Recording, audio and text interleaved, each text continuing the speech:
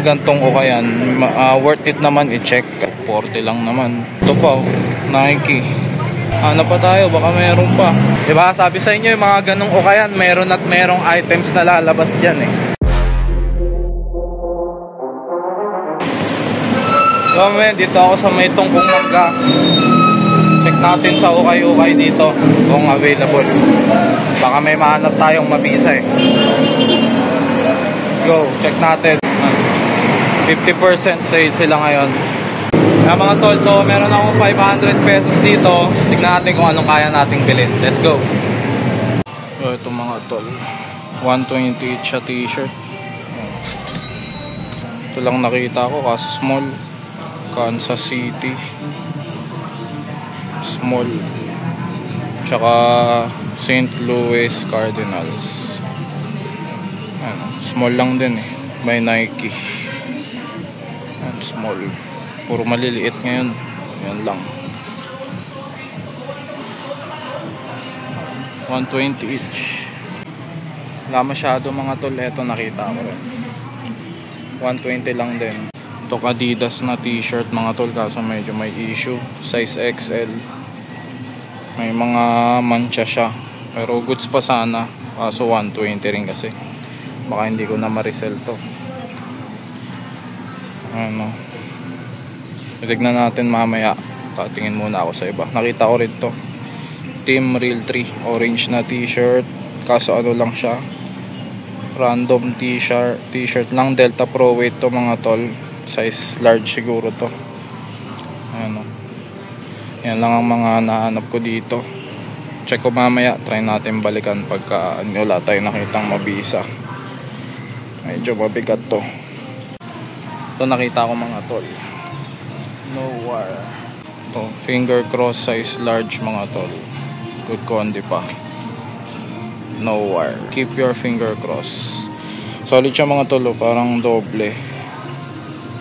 Pero tahi lang siya. Kapal yung tela niya. Legit to finger cross mga tol. Medyo underrated nga lang ang finger cross dito sa atin sa market. Pero ano to, mafi-flip natin mga tol. 120 lang naman eh. Siguro kaya pa to ibenta ng 250. Ano yung hashtag niya, oh. Legit yan. Kunin natin to mga tol. Laba lang kailangan nito. Yung ano niya, yung print niya parang gamuza. So ito, ito na lang kunin natin. Good size din, size large. So double check ko na lang kung may issue. Ito lang ya. Ito. Ang mga tol, 120. Isang item lang tayo, 120. Hanap pa tayo. Yun, check nyo na lang. Dito yan sa Tungkong Mangga mga tol. Naka-isang item na tayo. Next spot tayo. Next stop mga tol, dito tayo sa taas ng Pure Gold. Marami dyan. 3-4-100 sila ngayon. Check natin. Ito puro na lang mga sapatos mga tol. May mga damit pa rin kaso puro pang babae na karamihan. Ay, puro sapatos na lang, 50% off. Wala na masyado dito. Pili na masyado. Ito Dickies na jumper. Pambabae.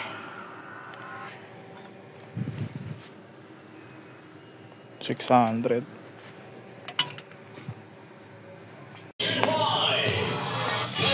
Check pa natin. Double check. Dito mga tol, bounce na tayo. Check pa natin kung saan pa tayo pwedeng may puntahang okay spot.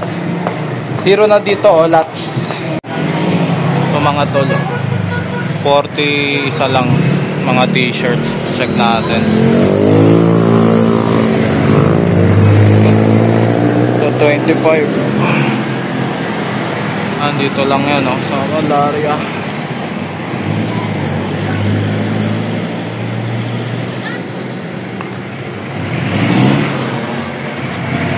Check ko lang, baka meron pa, di ba? Malay mo. Ito mga tol, nakita ko sa Tig 40. Adidas. Kaso hindi ko sure kung legit. Katag with no wash tag mga tol. 40 isa. Tapos may nakita rin akong ito, Adidas din. Print tag with barcode siya. Ito mukhang legit siya mga tol. Check natin kung kukunin natin 40 each. May nakita rin akong Tommy Hilfiger size medium, kaso medyo ano na, madumi na. Baka off din to. So hanap pa tayo, mukhang marami pang mabisa eh. Yung mga gantong ukayan, worth it naman i-check kasi kahit isa sa dami na ito. Ayan. Sigurado kahit isa may makukuha ka, lalo 40 lang naman, 'di ba? Swerte yan lang nga. Oh. Ito. Quicksilver oh. Wala nang Quicksilver ngayon sa market mga tol. Check natin to kung pasok. Ito pa oh. Nike. Oh, mukhang legit to. Mukhang legit naman. Check natin din. Diba? 40 pesos lang. Hanap pa tayo, baka mayroon pa. Yung mga nahanap ko mga tol, and one kids, ano, pambata to eh. 40 pesos each sa t-shirt nila. Ayan. Tapos may nakita rin akong Quicksilver, size medium siguro to. Ayan. Tapos ito yung kanina, Nike na printed t-shirt. Ito legit to mga tol. Print tag siya. Pero may wash tag to, alam ko. Ayan. May wash tag siya. So ito kukunin natin to mga tol. Nakakita din ako ng Nike na jacket. Kaso off lang. Wala siyang tag. So ito ang mabangis mga tol. 100 pesos lang. Adidas na hoodie. Ano. Ito legit to mga tol. Ayan, legit. Bangketa lang to mga tol. Size medium oh. Ang ganda ng hoodie niya oh. Need wash ng malala lang to. Ayan, ang ganda pa. 100. Solid pa. Ito kunin natin. Yung loob niya parang ano, gamusa. Solid. Dito lang yan oh. 100, tawaran pa natin. Okay natin. Thank you po. Bago. Ito mga tol oh. 140 isang jacket, isang t-shirt. Solid na, nadaanan ko lang. Diba sabi sa inyo yung mga ganong ukayan, meron at merong items na lalabas dyan eh. Yung iba kasing selector tinatamad na tumingin sa mga ganong ukayan. Pero yun yung bangketa lang yun mga tol. Ang dungis ng ukayan na yun. Pero nakakuha pa ako ng jacket tsaka t-shirt. Branded pa. So yung Nike na t-shirt 40 pesos. Pwede ko pang i-flip ng mga 100 o 150 yun, diba? Tutubo pa ako. Yung Adidas na jacket, medyo madungis na, pero tingnan natin. Pag lalaban yun, pwede ko pang i-flip ng 250 yun. So tingin na tayo yung ibang ukayan. Naabot na naman tayo ng dilim sa ukay-ukay. O kaya mga tol, dito ako sa Malaria. Meron pa akong 210. Natin kung may makuha pa to.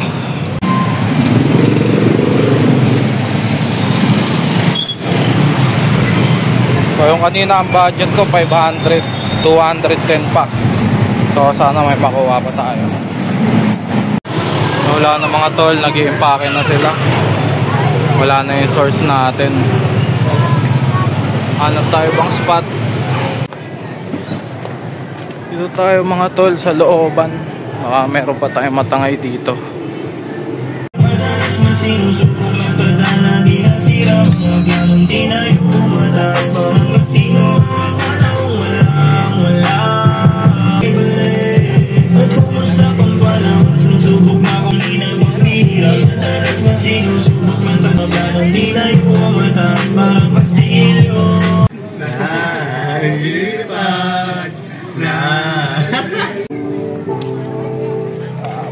Na tayo mga tol. Kulang ng ating budget, 250 ang Dickies, pero parang off din kasi. So bounce na tayo. Yun, last spot na lang mga tol, titingnan natin kung meron sa may bangketa ng malaria. Tignan lang natin. Pag wala doon, uwi na tayo. So, wala na rin dito mga tol. Mabounce na ako. Let's go na. So ayun mga tol, tapos na tayo mag-hunting ngayon. Nag-bounce na ako kasi wala na akong spot na mapuntahan. Ayoko naman nang lumayo masyado kasi anong oras na rin, gabi na. So bounce na tayo. Pero huwag kayong mag-alala, i-flex ko yung mga nakuha nating items, no, para makita nyo. Kano lang yung nagastos natin, may natira pa sa aking 200 pesos, 210 to be exact. So ayan, tatlong items na to, 4. Check ko na lang mamaya pag uwi. Sa pag-ukay-ukay mga utol, ganun lang naman. Hindi kailangan malaki yung puhunan nyo. Kung may naitabi kayong 500, kasya na yun, ilang items na mabibili nyo. Kailangan lang talaga matyaga kayong maghanap ng mga spot. Tsaka isa-isayin nyo talaga yung mga rack. So yun ang technique doon. And what's up mga utol? So ayan, kakatapos lang natin na mag-ukay-ukay hunting. Papakita ko sa inyo yung mga items na nahook natin. So nakatatlong items lang pala tayo ngayong episode. Sa 500 na budget, no, meron pa tayong sukli na 200 plus. Mamaya i-breakdown ko sa inyo kung magkano lahat yung nagastos natin sa episode na to dito sa tatlong items. Tsaka sisilipin na rin natin kung magkano ang value or kung meron nga bang value tong mga nakuha natin.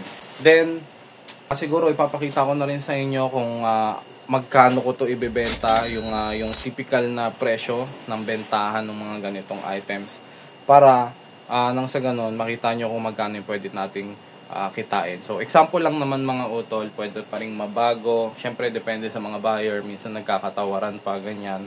Pero ayan, flex ko sa inyo muna tong mga nakuha nating items. So first item mga tol, etong finger cross, wait lang, ihahanga ko lang para ayan.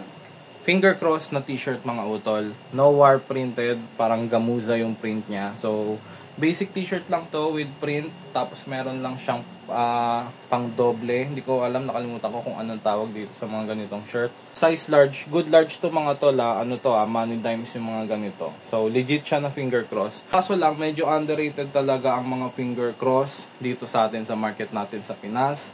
Hindi siya masyadong pinapansin. Pero sa condition naman na to, good as new, need wash lang, mapi-flip natin to ng maayos na presyo. Etong finger cross t-shirt natin na to mga utol, nag-research ako sa kanya at wala akong nakitang exact same shirt, pero magbabase na lang tayo sa mismong brand, sa presyo ng brand. So, kadalasan ng presyo ng finger cross tee sa market is nasa 350 pesos to 550 pesos. Bibihira lang yung lumalakpas ng 500 pataas, no? Siguro yun na lang yung mga jackets or pants pagdating sa mga ganong presyong 500 pataas. Pero ang t-shirt usually, naglalaro ang price ng mga finger cross t-shirt sa 350 to 550 pesos. So eto, sa condition na ito mga utol, since ang nailabas lang naman natin capital dito or puhunan, nakuha lang natin siya ng 120 pesos, siguro pwede ko siyang ibenta around 350 or 450 pesos kasi no issue naman siya mga utol. Makikita nyo naman sariwang-sariwa pa. Let's say na i-fix natin siyang ibenta ng 350 pesos. So nakuha natin siya ng 120. So may tubo tayo doon kahit papaano. Pwede na lang kung tatawad pa yung buyer ganyan or papaship pa ganyan. So ayan, dito sa 120 na nilabas natin ito, pwede natin siyang ibenta ng 350 pesos. Next item mga utol. Eto, nakita ko tong Nike t-shirt na to sa ano lang, sa may Ascobil mga utol. Sa dito lang yan, malapit sa Caloocan, malapit sa amin. So, bangketa lang siya, nilatag lang yung pwesto na yon. Ito yung nakuha ko. Nakakatuwa kasi doon sa mga ganong klase ng ukayan, makakahanap pa tayo ng mga branded na shirt. So, nagbakasakali lang ako talaga kasi yung price range ng mga items doon is 25, 40 pesos at 100 pesos. Sumilip din ako sa tag 25, wala na ako nakita. Then, sinuwerte tayo na nakahanap pa tayo ng branded sa tig 40 pesos. Hindi lang ito yung hanap ko, nakakita rin ako ng Quicksilver at iba pang mga branded na medyo may mga issue. Ito lang yung talagang medyo matino na nakuha natin. Walang crack prints mga utol, wala siyang moth holes, walang pinholes. Printed tag to mga tol, nag-fade na lang. Nike basic printed t-shirt lang. Color gray mga tol. Siguro ang tansya ko dito size medium or large to. Tapos legit naman to kasi meron siyang wash tag. Complete wash tag naman siya mga tol. So authentic siya. Nike t-shirt. Complete wash tag. Kuha lang natin to ng sobrang mura, 40 pesos. Ngayon nga, gaya ng sabi ko kanina, sa mga ganong ukay-ukay, minsan, try nyo ding silipin kasi makakakuha at makakakuha pa rin talaga kayo ng mga ganitong klase sa halagang 40 pesos. Sinerch ko to mga utol, ang value na itong Nike na shirt na to is around 400 to 550 pesos ang bentahan niya sa market. Sa eBay, tsaka sa carousel, ayan, 400 to 550 pesos. So, ang puhunan natin dito na 40 pesos, siguro pwede ko siyang i-flip. Base sa condition niya mga utol, need wash lang naman. Ang pinaka-issue lang niya, yung print tag is wala na. Bukod doon, wala na siyang ibang issue. So, siguro ibebenta ko rin to ng 350 pesos. Bali, 40 pesos na kapital natin dito, pwede siyang ibenta ng 350 pesos. Based sa condition niya. Siyempre, tatawaran pa yan, baka malay mo.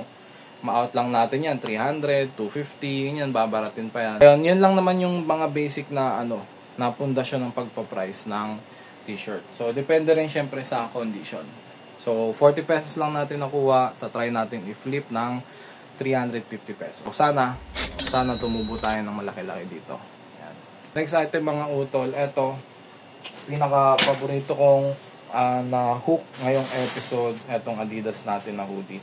Kailangan lang nito ng laba na medyo malala, pero tingin ko ma-flip natin doon ng maayos din, no? Adidas na Trifle graphic hoodie. So, puro gray pala yung mga nakakuha natin ngayon, no? Puro gray yung tela, pati yung suot ko pala. Eto, legit siya mga utol, ni-research ko na rin, ni-legit check ko na rin. Adidas hoodie, size medium to large to. Ayan. May minimal crack prints lang siya mga utol, pero pasok na yan sa ukay palagi. Ito yung hoodie niya, may details pa sa loob. Tapos ang maganda dito, ang pinaka nagustuhan ko sa piece na to is yung loob niya. Para siyang, hindi ko alam kung anong gamusa, basta malambot mga tol. Ayan, malambot. Siyempre, may wash tag yan, authenticity niya. Then, nag-research na rin ako mga utol tungkol sa price at value na itong na to, piece na to. So, naglalaro siya ng, ang pinaka-lowest na nakita ko is 1,000 pesos, no? Meron pa ako nakita nagbebenta ng 2,500 to 5,000 pesos neto. Pero syempre, hindi naman natin yan ibebenta ng ganung presyo, no? So, ang pinaka-minimum na nakita ko online, market value neto is 1,000 pesos. Base sa condition na ito mga utol, ang pinaka-issue niya, may yellowish stain dito. Pag ito nalabhan natin at natanggal, pwede po natin siyang ibenta ng mas mataas. Sa crack prints kasi mga utol, wala na tayo magagawa dyan, no? So, try kong remedyohan ng technique natin, pero issue na talaga siya. Bukod naman dito sa stain na to, sa dumi na to, wala na siyang ibang issue. Good condition siya, walang mouth holes, walang discoloration, at walang pinholes. Crack prints at ito lang talaga, need wash.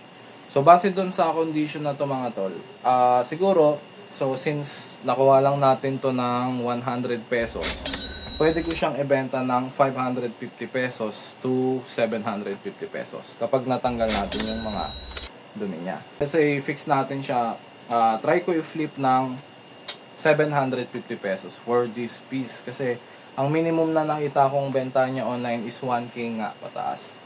So, pepresyohan ko to ng 750 pesos mga utol. Hopefully, mabenta natin sa good price din. At negotiable naman to. So, good times din naman siya mga utol, medium to large.